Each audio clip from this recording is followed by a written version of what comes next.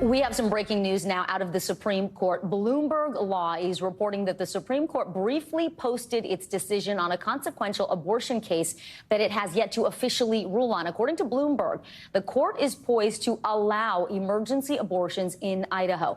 We should note this ruling has not been formally released by the court, so we cannot confirm whether it is a draft decision or a final decision or neither. In fact, the spokeswoman for the Supreme Court just said, quote, "The opinion has not been released. The court's publications unit inadvertently and briefly uploaded a document to the court's website. The court's opinion in Moyle versus the United States and Idaho versus the United States will be issued in due course." I want to bring in NBC News senior legal correspondent Laura Jarrett and NBC News justice reporter Ryan Riley from Washington. Laura, let's start with you. What exactly was in this document that was inadvertently posted briefly? And what did it say about emergency abortions in Idaho? This appears to be a screw-up of epic proportions. You now have the court going on the record saying it was inadvertently posted, which means it wasn't a hack. It wasn't as if somebody sort of fished in and put on something on the Supreme Court website that was illegitimate. The publications unit at the court put it up briefly. Now, we should say we haven't seen this document. No one else appears to have seen this document. Last time I checked, Bloomberg had not posted the opinion. And so we want to be really careful about what they're saying. The opinion says, because it could be a draft, it could be final. But the fact that the publications unit at the court already has it suggests that it is in the final stages and it is, in fact, legitimate.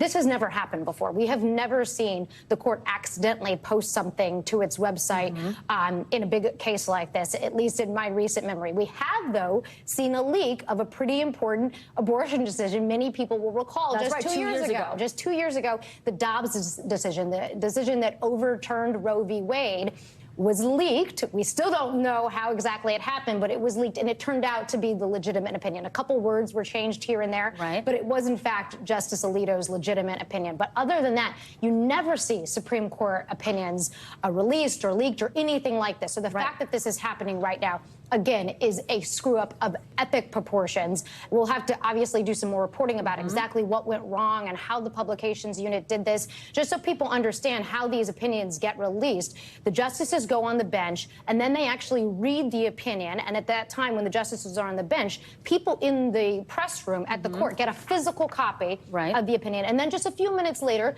those of us who are refreshing like mad on the website get to see it in PDF form. It appears as though that's how Bloomberg obtained it. It was refreshing, just like we all do at 10 a.m. when we get these decisions, and they actually obtained the decision. I don't know how they got it so fast, because we were all refreshing at the same time, and we didn't see it, but Bloomberg, again, got a copy of it somehow, and we, at least last we checked, have not actually seen the opinion, so we do not know for sure what it says. And Laura, let me read from the Bloomberg report here. They say they obtained this copy briefly as the justices were issuing 2 other opinions this morning, and that copy isn't necessarily the final ruling, but the briefly posted version indicated the majority will dismiss the case as improvidently granted. The decision would reinstate a lower court order that had ensured hospitals in the state could perform emergency abortions to protect the health of the mother. So if that's help true, us that's understand. Huge. If that's true, that's huge. There's been this enormous clash. One of the biggest cases we've been waiting on. This is one of the blockbusters that they've now inadvertently posted. It's a huge clash between federal law that says you have to provide stabilizing care to someone who comes in the emergency room. The whole point of the law was for poor people who come in the emergency room can't be turned down. The Biden administration says that stabilizing care involves an abortion if it's to help a mother's health. The problem is Idaho says the mother's health is not a legitimate exception under their abortion law. It's only if somebody is on the verge of death, okay? So there's that clash. Stabilizing care wasn't enough in this case. Stabilizing care for Idaho, they say that's not enough. It has to be to save the mother's life. It can't just be that she was going to lose a reproductive organ. Again, the Biden administration's fighting that, saying losing a reproductive organ, sepsis, infection, all of that is serious, and so you do need to provide an abortion. That's the clash that's at play here. It appears as if Bloomberg has gotten this right and that this is the final decision, that the court's not going to touch any of that. They're going to dodge it. They're going to say improvidently granted. That means we don't even have jurisdiction. We shouldn't have taken the case in the first place. That's very rare. It's a way for them to get out of this whole fight and just leave the lower court's order in place, which would mean women in Idaho would be able to get emergency abortions, notwithstanding that law. That is a win for abortion rights advocates. If this is final. If this is the final draft opinion, indeed. Okay, let me bring in Ryan Riley, who's standing by in Washington for us. Ryan, if you're there with me, can you give us some context on where this case fits into the bigger picture? Because Idaho is not the only state where these issues are being debated in the legal system.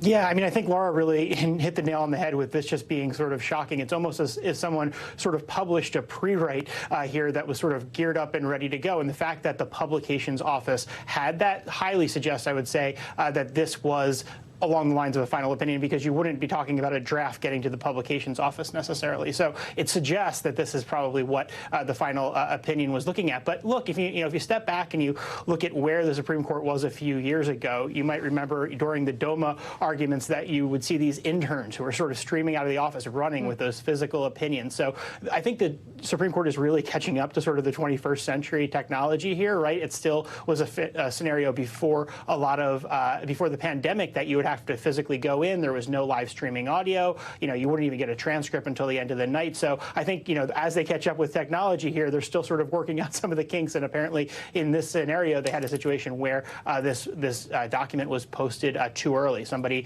had a little bit of a too happy of a mouse click finger here, and it got live for a few minutes, according to Bloomberg law. So, we'll see if this is something that was geared up to go. I would not be shocked at all if this turns out to be one of the cases that was prepared to be ready to go tomorrow, and someone was just sort of lining everything up, getting ready to go, and then ultimately was accidentally published.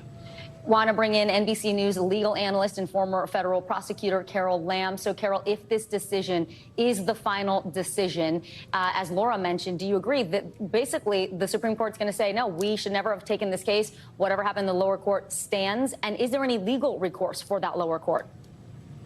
Right, so Laura is absolutely right to give the kinds of cautions that we really have to repeat over and over again, that we have not seen the final opinion, so we don't really know here.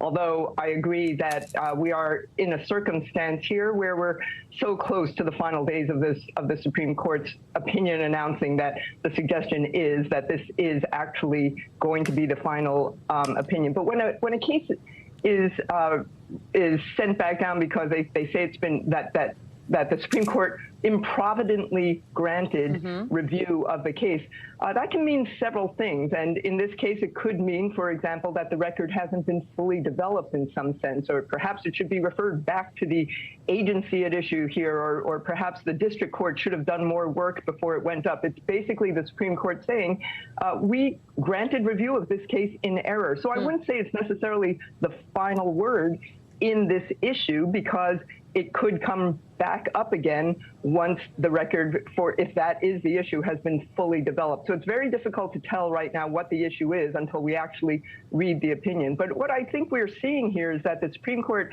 has an easier time, and they seem to be more inclined these days to find agreement somewhere on the court for the more technical issues. They're finding cases are not ripe because there isn't standing, or it's technical, and they're, I hate to use the word dodging, but they're postponing ruling on the big social issues until they have a more fully developed record. Laura, that's very interesting, because you mentioned that earlier. We had just a ruling where the court said there was no legal standing on mifepristone, right? And so these are an easy way out. It's not a dodge, because it's actually a threshold issue. It's a technicality. If you have standing, if you don't have standing, you can't sue, right? You have to have standing in every case, or the court doesn't even have jurisdiction. So it's not a dodge, but it is an elegant way of not having to dig into the merits of abortion, which they are loath to do. And we know they have said in the Dobbs decision about abortion, we're getting out of that business. It's for the states to decide. We're going to leave it every state to do what they want here. But we can see they are still knee deep in the issue of abortion, because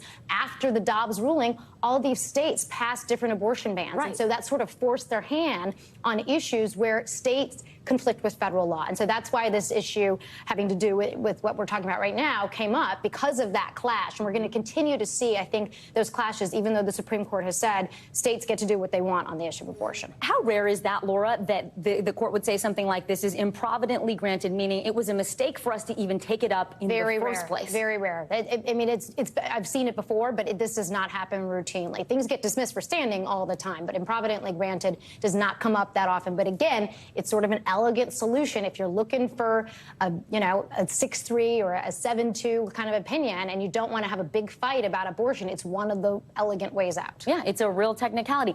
Now, what happens here if this was the final ruling? Does it have any bearing on what's going on in any other state as far as abortion rights? Yes, and we should mention that because Idaho is not the only state that has an exception only if the mother is on the verge of death, right? So to save a mother's life, we hear about abortion exceptions a lot. Every state does it a little bit different. You were just talking to these Texas moms. I mean, that's where it's unforgettable. Texas is one of the other states that was at issue here. So it was Idaho and Texas that both had the conflict with federal law. But there are, I think, six total states that have an exception in the event that a mother is going to die, but not in any other circumstance, right? And so in all of those states, this is now going to essentially give them the same path forward, where you're going to have to provide abortions in emergencies if the mother is facing a situation where her health is at risk. And that includes losing your uterus, which wasn't wasn't dire enough. Correct. If this didn't pass, it was death. Death was the only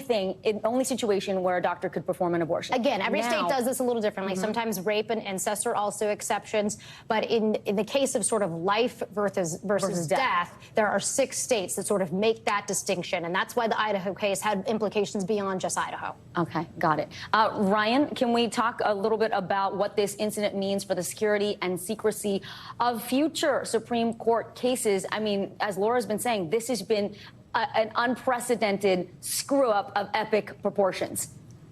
Yeah, I mean, whoever made that click here is not going to be having a great day, right? I mean, I think that there's probably going to be some protocols to be set up. Maybe, there are technological solutions to this, right? I'm just thinking of our own systems. In journalism, you do a lot of pre-writes. You have stories that are sort of ready to go, and you're waiting for something to happen, and maybe you don't have all the info that is ready to go. But there, are technical solutions to that, where something can stay locked, and it's, a double click, and it's, are you sure you want to publish this?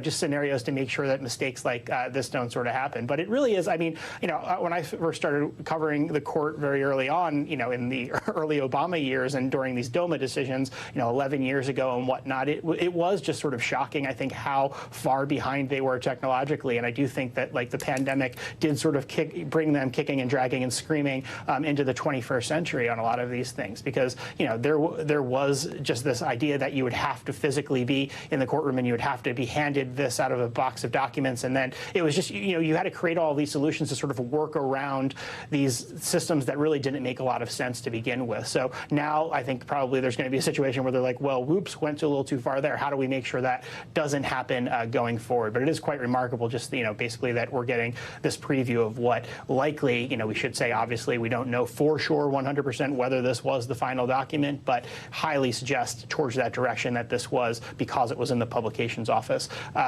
something close to final. Ryan, thank you. Before we go, Laura, when do we expect this opinion? If this is a draft, or if this potentially is the opinion, could come out tomorrow at 10 o'clock? They have to now. Their hand has been forced? Well, they're going to have to put, the longer they sit on it, the more it sort of stirs up controversy, and people are going to be looking to see if there's any differences. Did anyone change a vote in any chance or something like that, right? So I would imagine we're going to see it at 10 a.m. tomorrow. I don't have the reporting on that, but I imagine we're going to see it very soon. The court said they were going to see it in due course. It's quite a coincidence that this is the second abortion-related ruling in which, in the first case, we saw a leak. This time it's being called an inadvertent mistake. And you're saying that this actually does force the court's hand, in a sense, to post this sooner than later. I think they have to do it now. I think so many eyes are now going to be on this, wordsmithing every little thing down to the last detail. I think we're going to see it tomorrow. All right. Thank you all so much. NBC News senior legal correspondent Laura Jarrett, NBC News justice reporter Ryan Riley, and NBC News legal analyst and former federal prosecutor Carol Lamb. We appreciate you all on this breaking news. Stay with us, everyone. You're watching NBC News Daily.